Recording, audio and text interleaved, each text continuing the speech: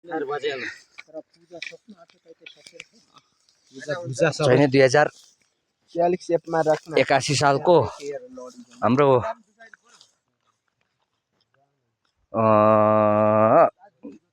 धुलो पूजा एनएमएत हो धुल पूजा पनि धुल पूजा यावा पूजा यहाँ सम्पन्न गर्दैछौँ। अब बाँचियो भने आगोतिर र साल विशाल यी पूजाहरू हामीले क्रमशः एवं प्रकारले गरेको हुनुपर्छ। थिबोङ याकथुङको एउटा यो हाम्रो पहिचान हो र यसलाई चाहिँ नि हामीले संरक्षण गरेकै हुनुपर्छ। यो उभौलिक पूजाको रूपमा पनि हामीले चिन्ने गरेका छौँ र भन्ने पनि गरेका छौँ।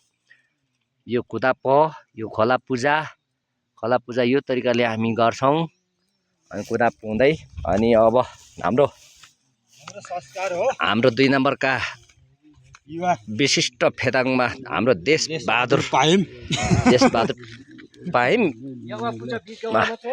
यो बीच गाउँको यो तेर्सो गाउँ अनि हाम्रो देशबहादुर पाइमले यहाँ युमा सम्माङ पनि गाउँदा युमा सम्माङ यहाँ फलाक्दै हुनुहुन्छ र यस्तै तरिकाले क्रमशः हामी पूजाआजाहरू यसरी हामी गर्छौँ साल विशाल गर्दैछौँ। र यहाँनिर हाम्रा पूजाका उपस्थित हाम्रा हुक्वादाङहरू यो तरिकाको छौँ।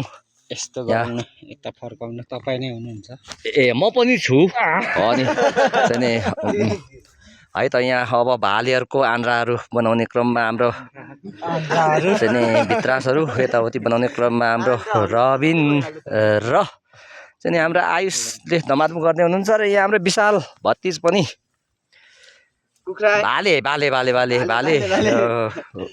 पोलपालमा हुनुहुन्छ। यहाँ हाम्रो महालाल कान्छी माइजू पनि बसिरहनु भएको छ। यहाँ सबैजना यहाँ परमान ब्राकेटमा तेजमान स्पो रेणु भैरल जेठा लगायत हामी सबै अब आउनु बाँकी छन्। हाम्रा पूजाका हुक्वादाङहरू आउनु बाँकी नै छन्। अब खाने बेलामा आउनुहुन्छ अरू थपमा है त ल।